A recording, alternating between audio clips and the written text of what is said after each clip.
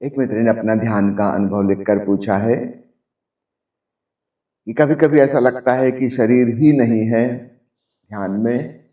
फिर अपने आप को टच करता हूँ, स्पर्श करने पर पता चलता है कि हाँ शरीर है। यह अनुभव मुझे डरा देता है, फिर मैं ध्यान करना बंद कर देता हूँ। क्या करूं? आप सौभाग्य को दुर्भाग्य समझ रहे हैं। निश्चित ही आपको ध्यान में गहराई मिल रही है, अर्थात आप अपनी चेतना में, आत्मा में स्थित हो रहे हैं। जितना ही आप आत्मरमण की स्थिति में पहुंचेंगे, शरीर से दूरी बन जाएगी,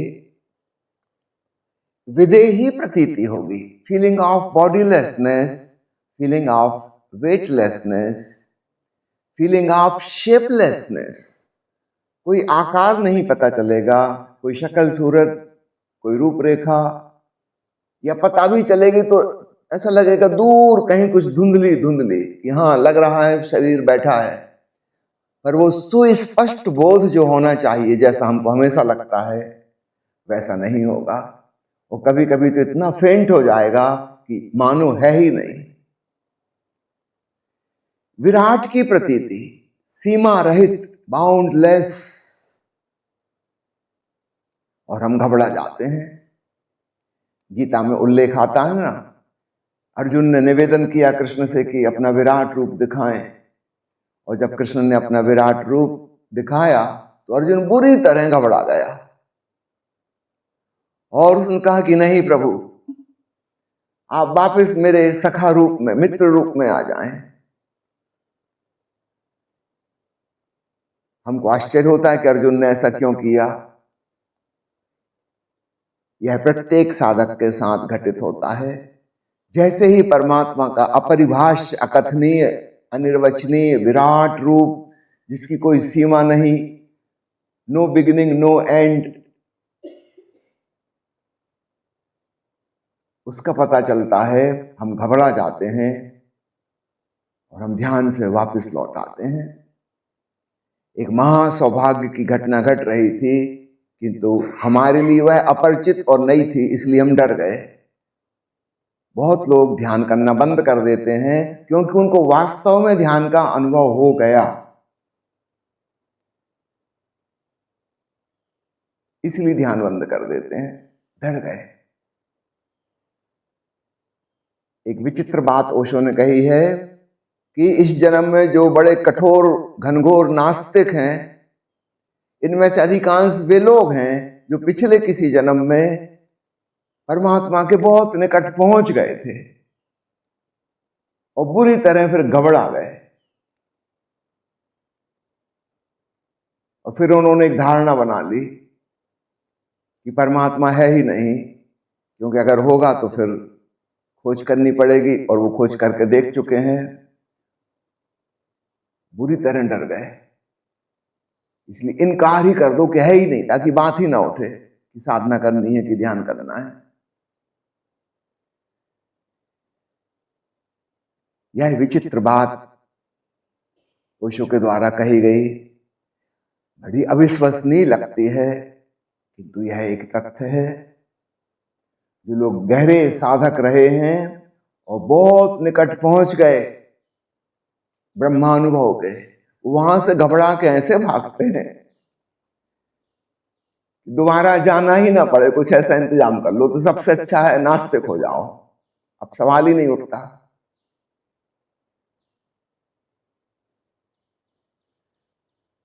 जो अर्जुन को हुआ था वही आपको हो रहा है। हमारी आदत क्षुद्र चीजों के साथ तादात्म्य करने की है।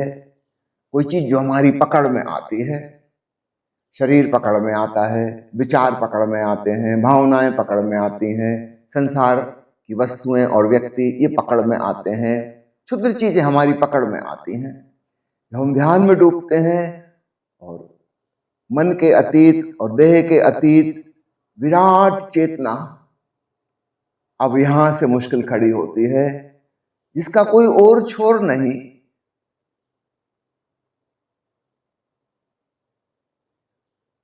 पकड़ का तो सवाल ही नहीं, कैसे पकड़ेंगे। और ये कोई दूसरा नहीं, ये हमारा ही होना है।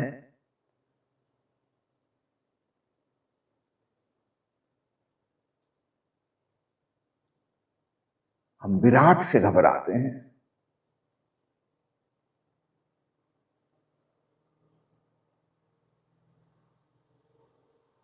हम छोटे छोटे मकान बना के रहते हैं, आकाश हमें डराता है। अपना छोटा सा घर, छोटी सी दीवारें, छोटी सी परिभाषा, नक्शा, ये ठीक है।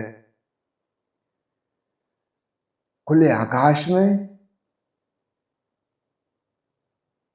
कि सागर में, जहां कोई सीमा नजर नहीं आती, बड़ी बेचैनी खड़ी हो जाती। चीजें हमारी पकड़ के बाहर हैं।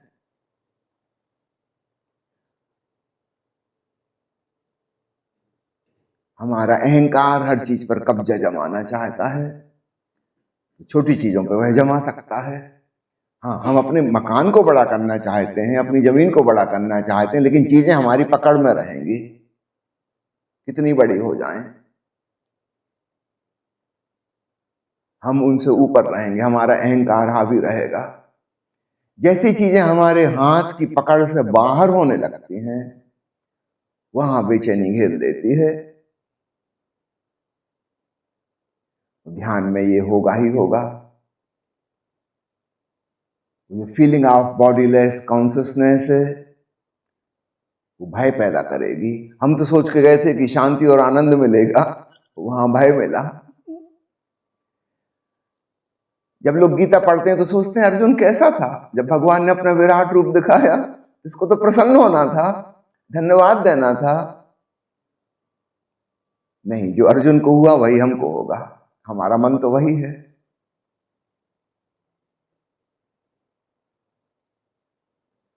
समझो एक आदमी है, एमएलए का चुनाव लड़ रहा है, बड़ी मुश्किल से 2-3 बार हार चुका है, फिर बेचारा कोशिश कर रहा है एमएलए बनने की, फिर चुनाव लड़ रहा है।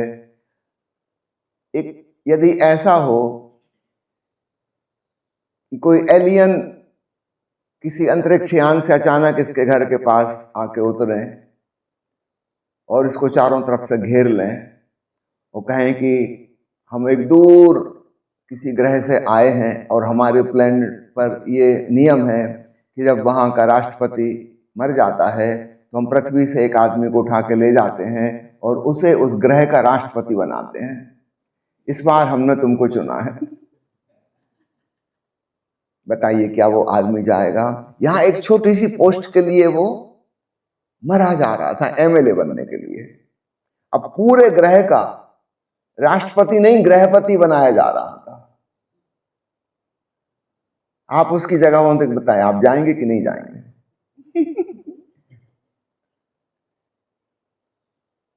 नहीं जाएंगे, एकदम इनकार कर देंगे। और अगर भी लोग जबरदस्ती ले जाएं तो दुश्मन जैसे लगेंगे, लड़ाई झगड़ा हो जाएगा, तलवारें निकल आएंगी। आप जो हमेशा शिकायत कर रहे थे कि यहाँ छोटा सा घर है, मेरे पास धन कमी है, पत्नी ठीक नहीं है, बच्चे आज्ञाकारी नहीं है, कोई पोस्ट नहीं है, ऊंची पावर नहीं है, यहाँ शिकायत ही शिकायत कर रहे थे। अभी आपको पूरे एक प्लेनेट का फुल पावर मिल रहा है, जाइए ना। नहीं जाएंगे। हम परिचित दुख में भी रहना पसंद करेंगे बजाय अपरिचित सुख के। मेरे पास इतने दुखी दाम्पत्य जीवन वाले आते हैं, कई बार कहता हूं कि अब इतनी तकलीफ है, इतना लंबा समय बीत गया तो तलाक ले लो, मगर वो लेंगे नहीं, क्योंकि ये दुख कम से कम परिचित तो है। तलाकशुदा जीवन का वो अपरिचित। सुख होगा, दुख होगा, क्या होगा क्या नहीं होगा कुछ पता नहीं, फाइनली वो डिसाइड करते कि नहीं यही ठीक है। रोज लड़ेंगे, झगड़ेंगे, रोएंगे, सामान फेंकेंगे, चलता रहेगा यही। परिचित दुख ज्यादा आकर्षक है बजाय अपरिचित सुख के। कैसा विचित्र मन है हमारा। प्रत्येक साधक को यह बात स्मरण रखना चाहिए, ऐसा क्षण आएगा, आज नहीं कल, कल नहीं परसों, आप ध्यान कर रहे हैं, अचानक लगेगा शरीर है ही नहीं। प्रसन्न हो जाना, इसी के लिए तो हम ध्यान कर रहे थे कि आत्म अनुभूति हो, क्षुद्र देह की सीमाओं से परे उठ जाएं। प्रसन्न होना, धन्यवाद भाव से भरना, सौभाग्य घटित हो रहा है। ऐसी धारणा आप बनाओ। क्यों आपसे कह रहा हूं? क्योंकि आपकी धारणा काम करती है। अगर ये बात सुन सुन के धीरे धीरे धीरे आपके मन में ख्याल पकड़ गया, तब फिर आप नहीं डरोगे। महर्षि पतंजलि ने अपने अष्टांग योग में अंतिम 3 बिंदु गिनाए हैं, धारणा, ध्यान, समाधि। ध्यान के पहले धारणा रखा है। अगर आपके पास पॉजिटिव सकारात्मक धारणा नहीं है ध्यान के बारे में, समाधि के बारे में, परमात्मा के बारे में, बड़ी मुश्किल खड़ी हो जाएगी।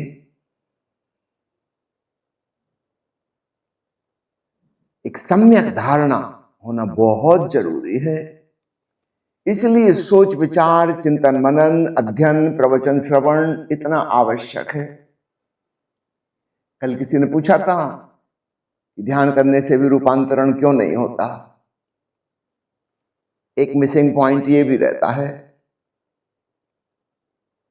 हम ध्यान तो करते हैं, विधि तो पूरी करते हैं, हमारी धारणाएं सही नहीं हैं। जब तक हमारी धारणा सही ना हो, कुछ हो नहीं पाएगा। हम होने ही नहीं देंगे। जहां हमारी धारणा के विपरीत कुछ होने लगा, हम एकदम सिकुड़ जाएंगे, सिमट जाएंगे, लौट आएंगे। तो धारणा कैसे सम्यक हो? सदगुरु ओशो के प्रवचन सुनिए, पढ़िए। अब सिर्फ सुनिए पढ़िए नहीं, अब इसके बाद इसको गुनिए, अर्थात इस पर चिंतन मनन कीजिए।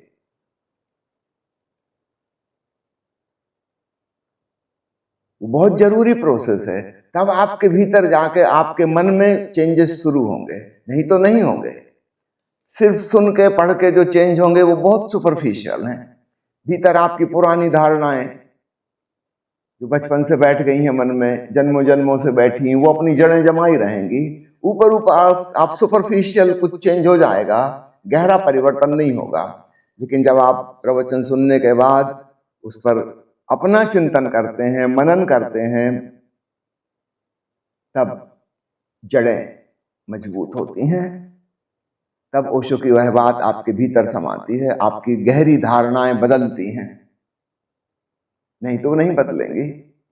कितने लोग मेरे पास आते हैं, नाथ ब्रह्म का अनुभव उन्होंने कर लिया, परमात्मा ओंकार है जान लिया, फिर घर जाके वो मूर्ति पूजा और प्रार्थना और पत्थर की मूर्ति को भोग लगाना वो जारी रखेंगे। हद हो गई। तुमने परमात्मा के परम रूप की झलक पा ली, अभी पत्थर की मूर्ति की पूजा क्यों कर रहे हो? अपने देवता को खुश करने के लिए व्रत उपवास कर रहे हैं। क्या हुआ? उन्होंने ओशो की बात भी सुन ली, समझ भी ली, यहां तक कि अनुभव भी कर ली, लेकिन सब ऊपर ऊपर सुपरफिशियल है। भीतर जो देवी देवताओं की धारणा बैठी थी, पूजा पाठ और व्रत उपवास इत्यादि इत्यादि, वो अपनी जगह ज्यों के त्यों बरकरार है। उनका अचेतन मन में कोई परिवर्तन नहीं हुआ और उनका जीवन का व्यवहार, उनका आचरण उस अचेतन मन से आएगा।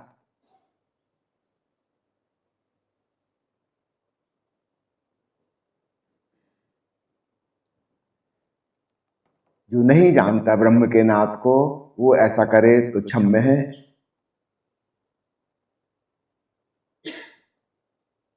यह व्यक्ति तो बिल्कुल ही निपट मुंह इडियट साबित हुआ। इसके सारे क्रियाकलाप ज्यों के त्यों हैं। यद्यपि उसने अपने भीतर सुना है ब्रह्म का नाद, और जिसने अपने भीतर ज्ञान प्राप्त किया है उसे यह भी पता चल गया कि सबके भीतर वही है, लेकिन ये दूसरे के संग ऐसा व्यवहार नहीं कर रहा कि दूसरा परमात्मा है, और न ही स्वयं के प्रति उसकी धारणा में परिवर्तन हुआ। देख रहे हैं कितनी मुश्किल है। सिर्फ सुनना समझना तो ठीक, अनुभव भी कर लिया, उसके बावजूद भी पुरानी धारणाएं, उनकी गिरफ्त से बाहर होना कितना कठिन है। वह अवचेतन मन कैसे बदलेगा? जब आप स्वयं मनन करेंगे। ओशो की किताब पढ़िएगा, एक ओंकार सतनाम। गुरु नानक देव जी बड़ा जोर देते हैं मनन पर, पहले श्रवण पर और फिर मनन पर।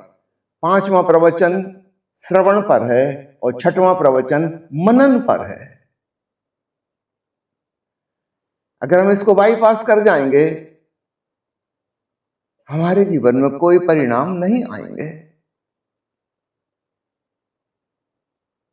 सारी साधना बस ऊपर ऊपर की वस्त्र बदलने जैसी हो गई, कोई परिवर्तन भीतर नहीं हुआ। मैं प्रश्नों के उत्तर क्यों देता हूं? ताकि इसमें आपके भीतर मंथन होगा, आपके भीतर सवाल पैदा होंगे, शंका पैदा होगी, संदेह उत्पन्न होगा। आप पूछेंगे, मैं उत्तर दूंगा।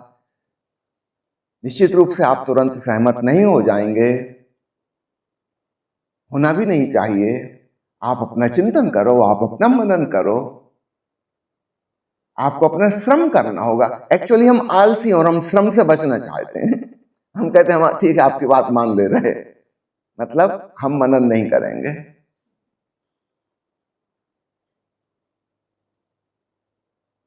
कितने लोग हैं साइंस पढ़ते हैं, पोस्ट ग्रेजुएशन हो गए, पीएचडी हो गए,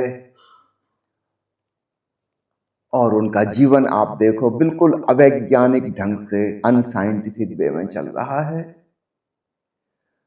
25 साल 30 साल पढ़ाई लिखाई में बर्बाद किए विज्ञान की, लेकिन इनके भीतर वैज्ञानिक चित्त पैदा नहीं हुआ। हाँ, मेमोरी पैदा हो गई।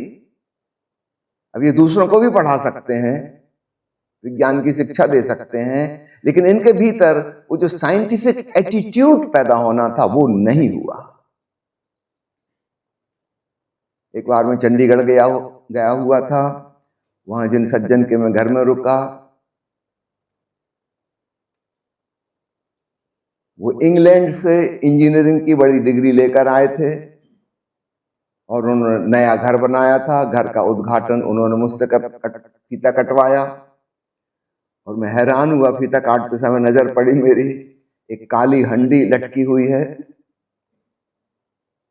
ताकि घर को नजर न लग जाए, और कुछ टोटा टोन जिसको वो समझते हैं कि जिससे नजर बच जाएगी, कुछ मिर्ची वगैरह वहां पे रखी हुई है। मैंने कहा ये क्या? बोले घर को नजर न लग जाए। मैंने कहा ऐसा करो, आप अपनी इंजीनियरिंग की डिग्री तो फाड़ कर फेंक ही दो।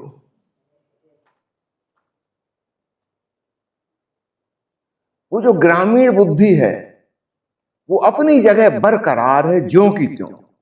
ऊपर ऊपर से डिग्रियां चिपक गई, भीतर वो गधा ज्यों का त्यों, डिग्रीधारी गधा हो गया।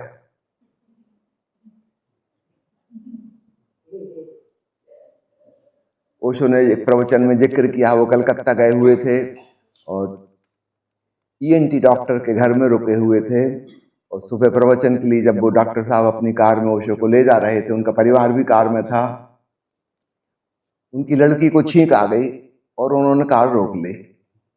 उनका क्या हुआ? बिल्कुल समय से हैं, समय पे पहुंचना जरूरी, गाड़ी को रोक ली। उनका वो बेटी को छींक आ गई। तुम्हारी बेटी की छींक से मुझे प्रवचन में समय पे पहुंचना, इसका क्या संबंध? बोले नहीं, 2 मिनट रुकने में क्या हर्जा है। छींक आने पे उनके परिवार में प्रचलन है रुक जाना चाहिए 2 मिनट, बिल्ली रास्ता काट जाए रुक जाना चाहिए। आपको क्यों रुक जाना चाहिए? बिल्ली कहीं जा रही है, आप कहीं जा रहे हो। जब बिल्ली नहीं रुकी आपको देख के तो आप क्यों रोक रहे हो? ओशो ने कहा तुम ईएनटी स्पेशलिस्ट हो, मुझे शक होता है कहां से डिग्री खरीदी? नहीं मैं पढ़ा हूं। उसने कहा तुम्हारी हरकत, कम से कम तुम्हें तो पता होना चाहिए कि छींक क्यों आती है। अगर तुम्हें इतना भी ज्ञान नहीं है कि छींक क्यों आती है, इसका किसी शुभ घटना अशुभ घटना से कोई लेना देना नहीं है। कहने लगे नहीं वो सब पता है, मगर 2 मिनट रुकने में क्या हर्जा है? ओशो उनका बहुत बड़ा हर्जा है। तुम्हारे जैसे लोगों की वजह से सभ्यता का विकास रुक गया। 2 मिनट से नहीं, हजारों साल से रुका है। और जब तक तुम्हारे जैसे लोग रहेंगे कोई विकास हो नहीं सकता।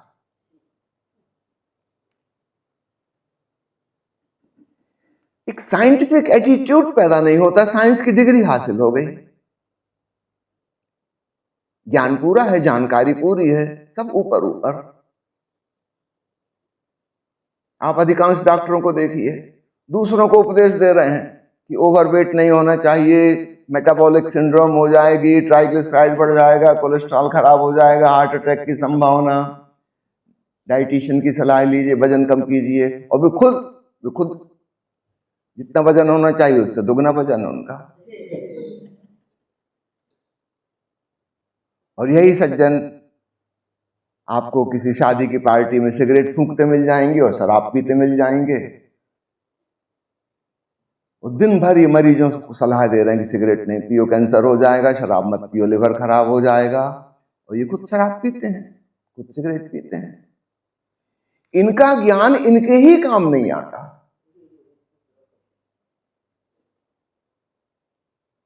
दूसरों के काम आएगा बड़ा मुश्किल है, बड़ा मुश्किल है, क्या काम आएगा? इनसे अच्छा और कौन जानता है कि धूम्रपान से कैंसर होता है? जानकारी में कोई कमी नहीं है। गूगल को जितना पता है उतना इनको भी पता है। काम कुछ नहीं आता ज्ञान।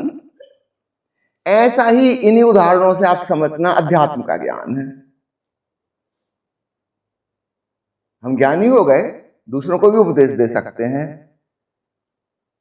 पर अपने ही कुछ काम नहीं आया, दूसरों के क्या खाक काम आएगा?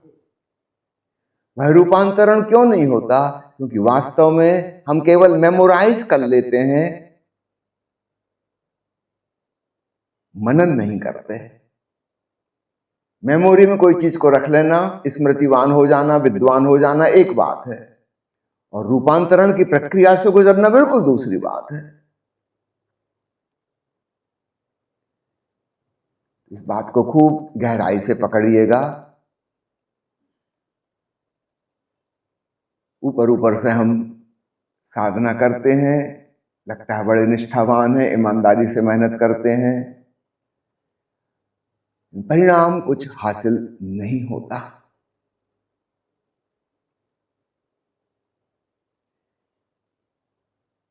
जोर दीजिए अध्ययन, श्रवण और उसके बाद मनन। भले ही आपने एक पेज पढ़ा ओशो का प्रवचन, इसमें 10 दिन लगेंगे इसको पचाने में, भीतर ही भीतर सब भांति टटोलिए, सब भांति के तर्कों से अपने भीतर गुजरिए।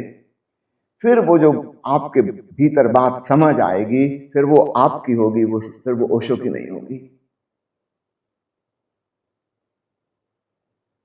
और वो बात जिंदगी में परिवर्तन लाएगी।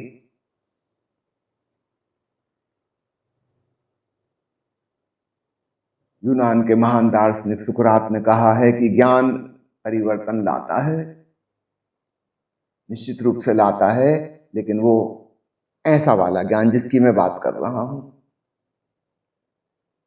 एक बार हमें पता चल जाए कि ऐसा ऐसा है, तो निश्चित रूप से उससे विपरीत हम नहीं जा सकते। लेकिन सुकरात की बात 8 अरब लोगों पर लागू नहीं होती। उनको ज्ञान तो पूरा है, तथाकथित ज्ञान, लेकिन काम बिल्कुल नहीं आता। सावधान, इस खतरे से सावधान।